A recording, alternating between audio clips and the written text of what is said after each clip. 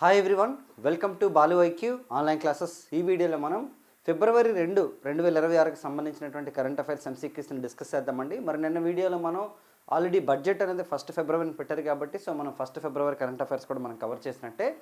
మరి 2 ఫిబ్రవరికి సంబంధించిన current affairs ఏవైతే ఉన్నాయో దాన్ని మనం డీటెయిల్గా వీడియోలో చూద్దాం ఎంసీక్యూ ఫార్మేట్లో. మరి మీరు కనుక ఫస్ట్ టైం మన బాలు ఐక్యూ ఛానల్ని విజిట్ చేస్తుంటే ఛానల్ని సబ్స్క్రైబ్ చేసుకోండి. అలాగే వీడియోని లైక్ చేసి మీ ఫ్రెండ్స్తో షేర్ చేయండి. అలాగే మీకు గనక సింగిల్ సబ్జెక్ట్స్ హిస్టరీ కానీ, పాలిటీ కానీ, జాగ్రఫీ, ఎకానమీ కావాలనుకున్నా, లేదా ఏమైనా ఫుల్ కోర్సెస్ కావాలనుకున్నా ఇంక్లూడింగ్ కరెంట్ అఫైర్స్, మీరు మన బాలు ఐక్యూ యాప్ని డౌన్లోడ్ చేసుకోండి. మీకు గూగుల్ ప్లే స్టోర్లో అందుబాటులో ఉంటుంది. ఓకే, BALUIQ అని సెర్చ్ చేస్తే మీరు మన యాప్ డౌన్లోడ్ చేసుకోవచ్చు. డిస్క్రిప్షన్ లింక్ ఉంటుంది, లేదంటే ప్లే స్టోర్లోకి వెళ్ళి కూడా సెర్చ్ చేయొచ్చు అనమాట. ఓకే, అందులో మీకు సింగిల్ సబ్జెక్ట్స్ ఉంటాయి, కాంబినేషన్ సబ్జెక్ట్స్ ఉంటాయి, ఫుల్ కోర్సెస్ కూడా అందుబాటులో ఉంటాయి. మరి ఫస్ట్ క్వశ్చన్ చూద్దామండి. కాలుష్య మేఘాలు, క్లోరోఫ్లోరో కార్బన్పై చేసిన అద్భుత పరిశోధనలకు గాను భారత సంతతి వాతావరణ శాస్త్రవేత్త వీరభద్రన్ రామనాథన్ గారికి క్రాఫోర్డ్ అనే ప్రైజ్ వచ్చిందనమాట. మరి ఇది ఏ దేశం ప్రకటించిందంట? వాస్తవానికి తీసుకుంటే ఈ క్రాఫోర్డ్ ప్రైజ్ ఏంటండి అంటే మనకి భూ విజ్ఞాన శాస్త్రం, అంటే మనకి ఎర్త్ సైన్సెస్కి సంబంధించింది. అలాగే వాతావరణ అధ్యయనం ఎవరైతే చేస్తారో వాళ్ళకి ఇస్తారనమాట వాస్తవానికి. ఓకేనండి, ఈయనకైతే భూ విజ్ఞాన శాస్త్రానికి సంబంధించి అవార్డు వచ్చిందనమాట. ఏదైతే మనకి కార్బన్ వల్లనే, ఈ కార్బన్ ఎమిషన్స్ వల్లనే మనకి ఓజోన్ ఎఫెక్ట్ అవుతుంది, లేదా వాతావరణం ఎఫెక్ట్ అవుతుందని చెప్తుంటాం కదా. దానిని కాకుండా క్లోరోఫ్లోరో కార్బన్సే ఎక్కువ రేట్లు ఎఫెక్ట్ కలిగిస్తాయి వాతావరణానికి అని చెప్పేసి అనమాట ఈయన ప్రూవ్ చేయడం జరిగిందనమాట. కాబట్టి వాతావరణానికి ఎఫెక్ట్ అనేది క్లోరోఫ్లోరో కార్బన్స్ వల్ల ఎక్కువ అవుతుందని చెప్పిన అందుకు ఈయనకనమాట ఈ క్రాఫోర్డ్ అవార్డు వచ్చింది. ఈ క్రాఫోర్డ్ అవార్డు అనేది ఏ దేశం ప్రకటిస్తుంది అంటే మనకి ఆప్షన్స్ చూద్దాం. నార్వే, స్వీడన్, ఫ్రాన్స్, జర్మనీ అండి. స్వీడన్ అండి యాక్చువల్లీ. వాస్తవానికి తీసుకుంటే మనకి నోబెల్ ప్రైజెస్ ఉంటాయి. నోబెల్ ప్రైజెస్ అనేది మనకి ప్రతి సంవత్సరం కూడా 10th డిసెంబర్న ప్రజెంట్ చేస్తారు కదా. అయితే నోబెల్ అవార్డ్స్ అనేది ఏంటి, మనకి 6 రంగాల్లో ఇస్తారనమాట. అందులో మ్యాథమెటిక్స్లో ఉండదు, అలాగే వాతావరణంలో కూడా ఉండదు అనమాట. కాబట్టి ఆల్టర్నేటివ్ నోబెల్గా చెప్పొచ్చు అనమాట ఈ క్రాఫోర్డ్ అవార్డు. ఏదైతే మనకి ఈ భూ విజ్ఞాన శాస్త్రం ఏదైతే ఉందో దాంట్లో ఆల్టర్నేటివ్ నోబెల్ అవార్డుగా చెప్తారనమాట. ఎందుకంటే మనకి నోబెల్ అవార్డ్స్ ఎందులో ఇస్తారు? ఒకటి మనం తీసుకుంటే మెడిసిన్లో ఇస్తారు, ఫిజిక్స్, కెమిస్ట్రీ, అలాగే లిటరేచర్, పీస్ అండ్ ఎకనామిక్స్, ఈ 6 రంగాల్లో మనకు అవార్డ్స్ ఇస్తారనమాట. ఇప్పుడైతే మనకి ఇది కూడా మనకి ఇవ్వడం జరిగిందండి. మరి ఈయన ఏంటి అంటే మనకి వీరభద్రన్ రామనాథన్ గారు, ఈయన తమిళనాడులో జన్మించారు. అలాగే ఈయన క్లోరోఫ్లోరో కార్బన్స్, మనం ఎయిర్ కండిషన్స్ లేదంటే మనకి రెఫ్రిజరేటర్స్ నుంచి ఫ్రియాన్ అనే ఒక గ్యాస్ రిలీజ్ అవుతుంది అనమాట. ఈ ఫ్రియాన్ గ్యాస్ అనేది రిలీజ్ అయిన తర్వాత అది క్లోరోఫ్లోరో కార్బన్స్గా మారి వాతావరణానికి అత్యధిక హానిని క్రియేట్ చేస్తుంది అనమాట. ఓకే, అలాగే ఓజోన్ కూడా ఇవి ఎఫెక్ట్ చేస్తే మనకు తెలిసిన. అందుకని మనం ఓజోన్ డేగా మనం ప్రతి సంవత్సరం కూడా సెప్టెంబర్ 16th చేసుకోవడం జరుగుతుంది అనమాట. O3 ఓజోన్ అంటే మనకి కెమికల్ ఫార్ములా. మరి ఈయన ఏ రాష్ట్రానికి చెందిన వ్యక్తి అంటే తమిళనాడు అండి. అలాగే సికింద్రాబాద్లో, అంటే మనకి తెలంగాణలోని సికింద్రాబాద్ ఏదైతే ఉందో అక్కడ ఒక రెఫ్రిజరేటర్లు అలాగే ఎయిర్ కండిషన్ సంబంధించిన ఒక ఫ్యాక్టరీలో అయినా క్లోరో కార్బన్స్ విభాగంలో ఇంజనీరింగ్ పనిచేస్తారనమాట. చూద్దామండి. భారత సంతతి వాతావరణ శాస్త్రవేత్త వీరభద్రన్ రామనాథన్ గారికి భూ విజ్ఞాన శాస్త్రంలో, అంటే మనకి ఎర్త్ సైన్సెస్లో నోబెల్ అవార్డుగా భావించేటటువంటి క్రాఫోర్డ్ అనే ప్రైజ్ వచ్చిందనమాట. కాలుష్య మేఘాలు, క్లోరోఫ్లోరో కార్బన్పై వంటి సూపర్ పొల్యూటెంట్లు ఏంటంటే ఎక్కువగా పొల్యూషన్ ఉండి ఎక్కువగా హాని కలిగించామన్నమాట యాక్చువల్లీ. వీటి మీద పరిశోధనలు చేసినందుకు ఈయన ఒకేసారి కాదు, ఇది డికేడ్స్ చేశారనమాట ఈయన పరిశోధన. ఈ అవార్డు ఇస్తున్నట్లు Royal Swedish Academy of Sciences అండి. Royal Swedish Academy of Sciences అనమాట. ఇన్ఫ్యాక్ట్ చెప్పాలంటే మనకి ఫిజిక్స్లో, కెమిస్ట్రీలో కూడా నోబెల్ అవార్డ్స్ ఇచ్చినప్పుడు వాళ్ళని గుర్తించేది ఎవరండి అంటే సెలెక్ట్ చేస్తే కూడా రాయల్ అకాడమీ ఆఫ్ సైన్సెస్ గుర్తిస్తుంది అనమాట. మరి రామనాథన్ గారు ఏంటంటే నాసాకి పనిచేస్తున్న సమయంలో కార్బన్ డైఆక్సైడ్ కంటే, ఓకేనండి, మనకి CO2 కంటే కూడా ఏదైతే మనకి ఫ్రిడ్జ్లు, ఏరోసోల్స్లో ఉపయోగించే CFCలు, ఈ క్లోరోఫ్లోరో కార్బన్స్ వల్లనే వాతావరణానికి 10,000 రెట్లు ఎక్కువగా, ఓకేనండి, డిస్టర్బెన్స్ ఉంటాయని చెప్పండి. భూ వాతావరణంలో ఉష్ణాన్ని పట్టించుతాయి అనమాట అని చెప్పడం జరిగిందనమాట. దీంతో గ్లోబల్ వార్మింగ్కు, మనకి ఏదైతే గ్లోబల్ వార్మింగ్ ఉందో దానికి కారణం కేవలం కార్బన్ డైఆక్సైడ్ అని చెప్తుంటాం కదా. కార్బన్ డైఆక్సైడ్ కాదు, క్లోరోఫ్లోరో కార్బన్స్ అనేవి అంతకంటే డేంజర్ అని నేను చెప్పారనమాట. మనం ఏంటి క్లోరోఫ్లోరో కార్బన్స్, కార్బన్ డైఆక్సైడ్ ఈ ఎమిషన్స్ని తగ్గించుకోవడం కోసం పెట్రోల్లో ఇథనాల్ని మిక్స్ చేయడం కానీ, లేదంటే మనం దానికి ఆల్టర్నేటివ్గా మనం ఈ వెహికల్స్ని యూజ్ చేయడం కానీ, లేదంటే మెట్రోపాలిటన్ సిటీస్లో మెట్రో సర్వీసెస్ని యూజ్ చేయడం కానీ, ఇలా కార్బన్ ఎమిషన్స్ తగ్గించుకోవడం కోసం, అలాగే బొగ్గు ఏదైతే ఉంటుందో దానికి ఆల్టర్నేటివ్ అంటే విద్యుత్ ఆల్టర్నేటివ్ కూడా సోలార్ పవర్ని వాడడం, ఇలాంటివన్నీ మనం ప్రపోజ్ చేస్తున్నాం కదా. వాటికంటే ఈ ఎయిర్ కండిషన్స్ నుంచి, ఫ్రిడ్జ్ల నుంచి వచ్చేదే ఎక్కువగా వాతావరణం ఎఫెక్ట్ చేస్తుందని నేను చెప్పడం జరిగిందనమాట. ఓకే, ఇది చాలా చాలా ఇంపార్టెంట్. ఇది మనకి ఎగ్జామ్లో అడిగే అవకాశం ఉంది. చూడండి, చూడండి, the Crafoord Prize is a prestigious annual international science award అండి, ఎస్టాబ్లిష్డ్ ఇన్ 1980, 1980లో స్టార్ట్ చేశారు దీన్ని Holger and Anna Greta Crafoord దీన్ని ప్రారంభించారనమాట. దీన్ని అడ్మినిస్ట్రేషన్ చేసేది ఎవరంటే మనకి రాయల్ అకాడమీ ఆఫ్ సైన్సెస్ అండి, స్వీడిష్ వాళ్ళు. సో నెక్స్ట్ క్వశ్చన్ చూద్దామండి. భారతదేశంలో ఎన్ని రాష్ట్రాల్లో సముద్ర తీర ఇసుక మరియు అగ్నిశిలల్లో, ఓకేనండి, మనకి సముద్ర తీరం ఉంది కదా భారతదేశంలో, 9 రాష్ట్రాల్లో మనకి సముద్ర తీరం ఉంది కదా. సో అక్కడ ఉన్నటువంటి ఇసుకలో అట్ ద సేమ్ టైం ఏంటంటే అగ్నిశిలల్లో అంట దాదాపు 1.31 కోట్ల టన్నుల మోనోజైట్ నిక్షేపాలు ఉన్నట్టు నిర్ధారణ అయిందని చెప్పి రీసెంట్గా మన ఎవరండి బొగ్గు గనుల శాఖ మంత్రి, కేంద్ర బొగ్గు గనుల శాఖ మంత్రి అయినటువంటి కిషన్ రెడ్డి గారు అయితే మనకి చెప్పడం జరిగిందనమాట. మరి ఎన్ని రాష్ట్రాల్లో అన్నది మనకి క్వశ్చన్ ఇక్కడ. ఆప్షన్స్ చూద్దామండి. 10, 12, 15, 8 అంటే మొత్తం 8 రాష్ట్రాలు అండి. ఓకేనండి, 8 రాష్ట్రాలు అనమాట ఉన్నాయి మనకి. ఒకసారి చూద్దాం మనం. చూడండి, ఆంధ్రప్రదేశ్ సహా, ఓకేనండి, ఆంధ్రప్రదేశ్తో సహా తీసుకుంటే 8 రాష్ట్రాల సముద్ర తీర ఇసుకలో, ఓకేనండి, భారతదేశంలో 8 రాష్ట్రాల సముద్ర తీర ఇసుకలో అలాగే అగ్నిశిలలో మొత్తం ఎంత ఉందంటే మనకి 1.31 కోట్ల టన్నుల యొక్క పైచిలకి, అంటే అంతకంటే ఎక్కువ అనమాట మోనోజైట్ నిక్షేపాలు ఉన్నట్టు మనకి బొగ్గు గనుల శాఖ మంత్రి గారు చెప్పడం జరిగిందండి రాజ్యసభలోని.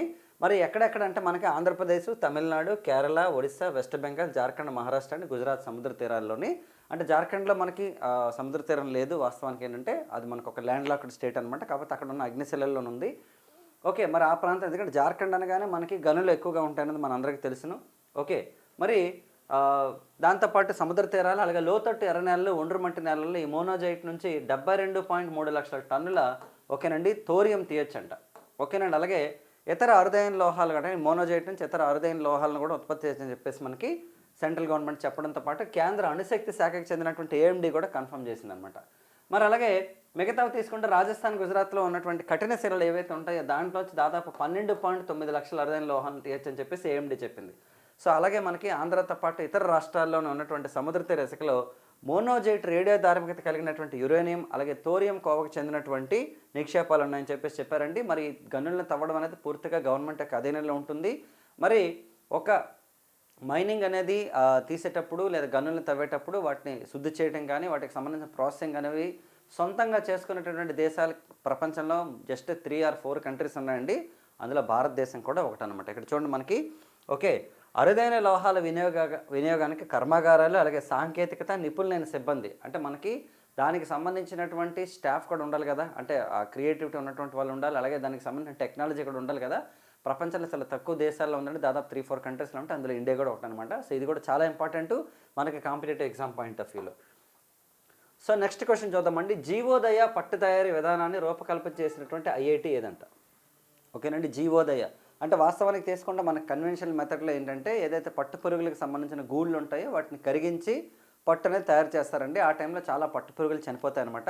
అలా కాకుండా పట్టు పురుగులు చనిపోకుండా వాటి యొక్క గూళ్ళు అనేవి జస్ట్ ఉపరితలం మీదనే కన్స్ట్రక్షన్ చేసుకునే విధంగా ఒక ప్రాసెస్ని రెడీ చేశారనమాట. అదే జీవోదయ అనమాట. మరి దీన్ని చేసినటువంటి ఐఐటి ఏది? దీనికి సహకరించిన ఐఐటి ఏదంటే ఐఐటి అంటే మనకి ఇండియన్ ఇన్స్టిట్యూట్ ఆఫ్ టెక్నాలజీ అనమాట. మరి ఎవరు చేశారు? మెడ్రాస్, కోల్కతా, ముంబై, బెంగళూరు అండి, బొంబాయి అండి.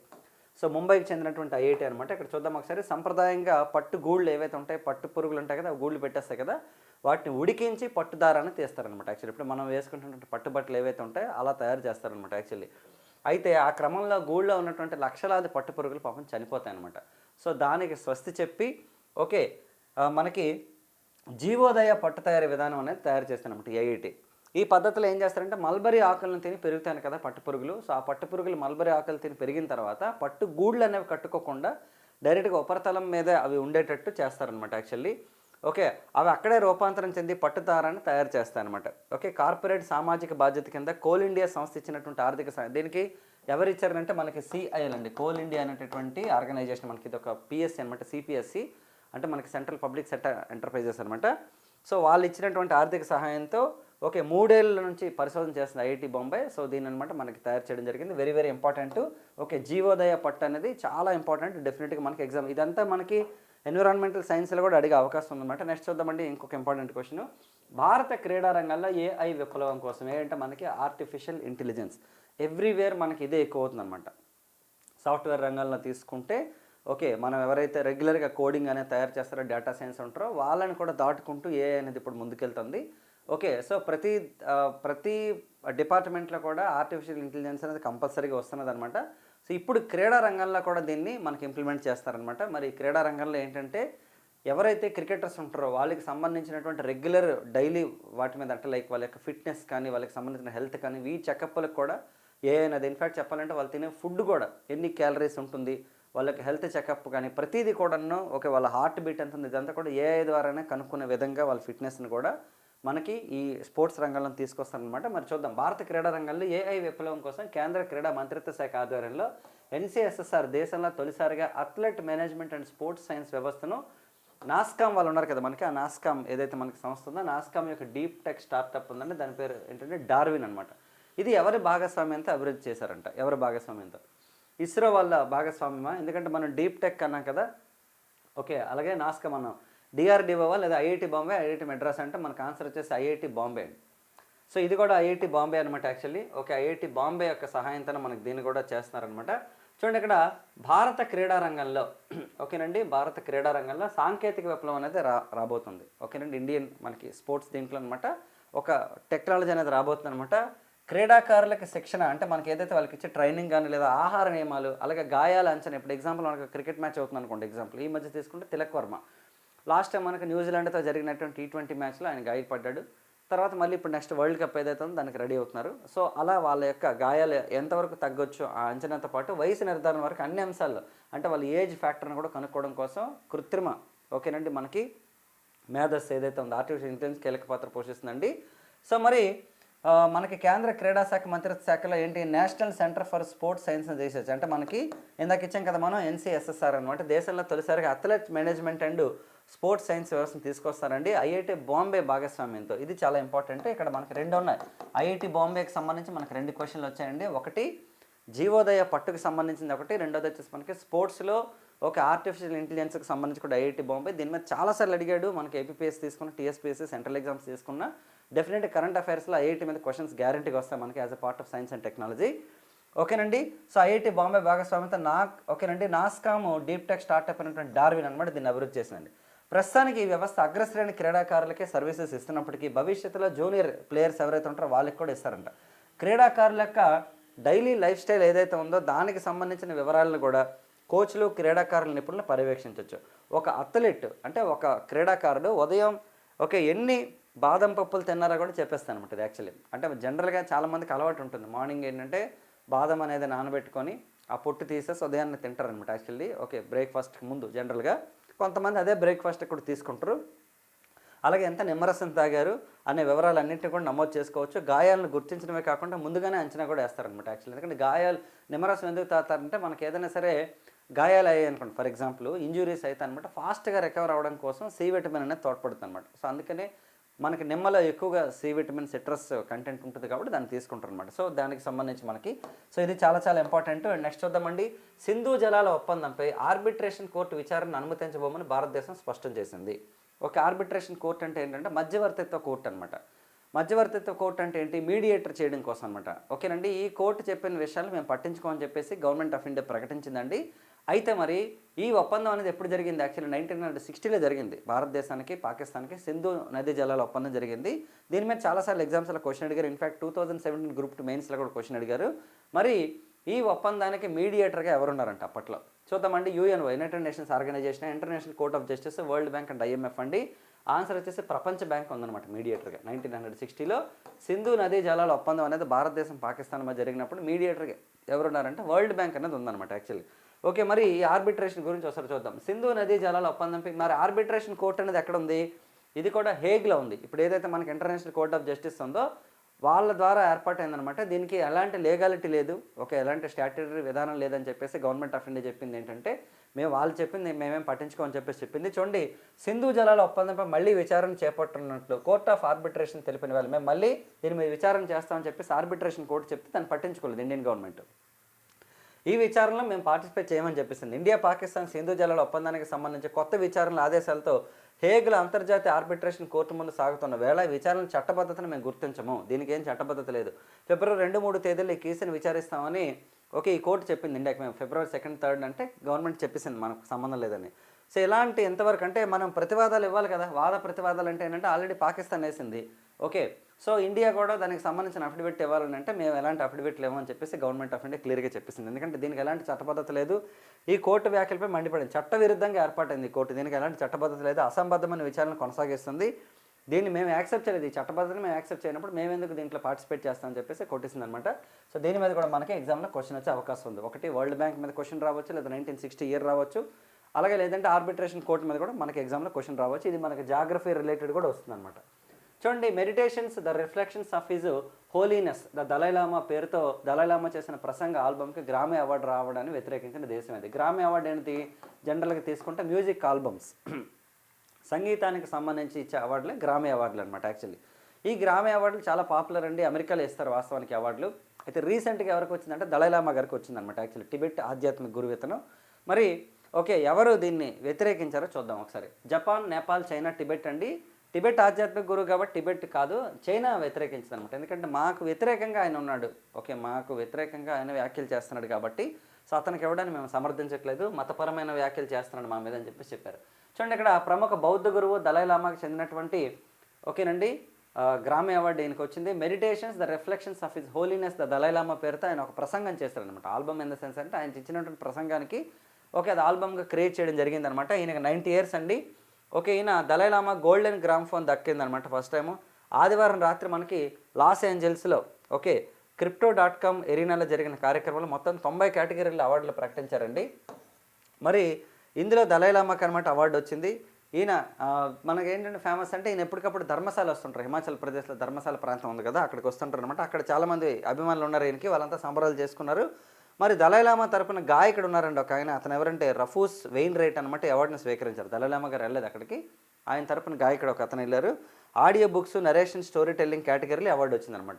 ఎందులో వచ్చిందంటే నరేషన్ టెల్లింగ్లో వచ్చిందనమాట ఈ అవార్డు. గాయకులు మ్యాగీ రోజా, సాండ్రా డేతో కలిపి దలైలామా ఈ ఆల్బమ్ రూపకల్పన చేయడం జరిగిందనమాట. మరి దీన్ని ఇవ్వడం మీద దలైలామాకి గ్రామీ అవార్డు మీద చైనా తప్పట్టని తమ దేశానికి వ్యతిరేకంగా వ్యవహరిస్తున్న ఆయనకి ఎందుకు ఇచ్చారు ఈ అవార్డు అని అడిగిందనమాట. మతం పేరుతో ఆయన విభజన కార్యకలాపాలని ఈయన ప్రమోట్ చేస్తున్నారు, సో ఈయనకి అవార్డు ఇవ్వడం మనం యాక్సెప్ట్ చేయమని చెప్పేసి చెప్తున్నారనమాట. సో చాలా చాలా ఇంపార్టెంట్, ఈ క్వశ్చన్ కూడా మనకు అడిగే అవకాశం ఉందండి. లేదంటే ఈయన ఆల్బమ్ పేరు అడిగే అవకాశం ఉంది. గ్రామీ అవార్డు అనేది ఇవ్వడం ఓకే కామన్గా రెగ్యులర్గా ప్రతి సంవత్సరం ఇస్తుంటారు. దాంతోపాటు దలైలామాకి ఇవ్వడం అనేది డెఫినెట్గా ఇది న్యూస్లోకి వచ్చిన విషయం అనమాట. సో దీని మీద మనకి ఎగ్జామ్లో క్వశ్చన్ అడిగే అవకాశం ఉంది. ఇవి మనకి February 2న మనకి జరిగిన సంఘటనలు. అలాగే ఇండియా అండ్ అమెరికాకి అనమాట ఒక ట్రేడ్ ఒప్పందం మళ్ళీ జరిగింది. ఆల్రెడీ ఇప్పటికే 50% వేస్తామని చెప్పి 25% ఉంది కదా, దానికి 18%కి తగ్గిస్తాం అనమాట. డొనాల్డ్ ట్రంప్ అనమాట ఒక ప్రకటన అయితే చేయడం జరిగిందండి. తన యొక్క సోషల్ మీడియా అదైనటువంటి ట్రూత్లో చెప్పాడు. జనరల్గా మనకి సోషల్ మీడియాకి సంబంధించి చాలా ఉంటాయి కదా, ఇప్పుడు ఎక్కువ మంది వాడేది ఏంటంటే ట్విట్టర్, దాన్ని ఎక్స్ అంటారు. ట్రూత్లో ఆయన పోస్ట్ చేశాడనమాట. యాక్చువల్లీ 18%కి తగ్గిస్తున్నాము. అలాగే భారతదేశం ఆల్రెడీ యాక్సెప్ట్ చేసింది ఏదంటే మేమేవైతే దిగుమతులు చేస్తున్నాము, అంటే మేమేవైతే భారతదేశానికి ఎగుమతులు చేస్తున్నామో వాటి మీద 0%కి తీసుకొస్తున్నాము. అలాగే రష్యాతో ఉన్నటువంటి ఆయిల్ దిగుమతులు మేము కంప్లీట్గా ఆపేస్తామని చెప్పేసి మాకు చెప్పడం జరిగింది. అని చెప్పినప్పటికీ భారతదేశం అధికారికంగా రష్యా విషయంలో ఎలాంటి ప్రకటన చేయలేదు.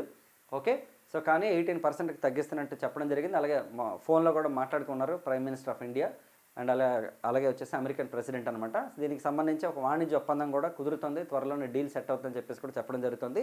దీనికి సంబంధించి కూడా మనం కనుక అఫీషియల్గా పూర్తి ఇన్ఫర్మేషన్ వచ్చిన తర్వాత దీని మీద కూడా వీడియో నేను చేస్తాను. మీకు ఏదైనా సరే కరెంట్ అఫైర్స్కి సంబంధించి ఏది వచ్చినా సరే కంప్లీట్ వీడియోని మ్యాక్సిమం చేస్తాను. ఒక్కోసారి మీకు షార్ట్ వీడియోస్ కూడా చేస్తాను. మీకు షార్ట్ వీడియోలో కూడా ఒకటి పెట్టాను నేను ఏదంటే మనకి రామ్సార్ సైట్స్ మొత్తం మనకి 98కి రీచ్ అయ్యాయి కదా, దానికి సంబంధించి షార్ట్ వీడియో కూడా నేను పెట్టాను. రెగ్యులర్గా మన ఛానల్ ఫాలో అవ్వండి. ఓకే, మీరు ఏ ఎగ్జామ్స్కి ప్రిపేర్ అయినా, సెంట్రల్ ఎగ్జామ్స్ అయినా స్టేట్ ఎగ్జామ్స్కి అయినా సరే ఖచ్చితంగా మీకు కరెంట్ అఫైర్స్ ఉపయోగపడే విధంగా నేను మ్యాక్సిమం 99% మీకు డిజిటల్ బోర్డు మీద చేస్తాను. ఒకవేళ డిజిటల్ బోర్డులో చేయడానికి అందుబాటులో లేకపోతే నేను ఇంటి దగ్గర ఉండకపోవడం కానీ లేదంటే పవర్ కట్ అవ్వడం ఇలాంటివి ఏమైనా ఇష్యూస్ ఉన్నా సరే నేను ల్యాప్టాప్లో చేస్తాను. అది కూడా చాలా బ్రహ్మాండంగా వస్తుంది మీకు కంటెంట్.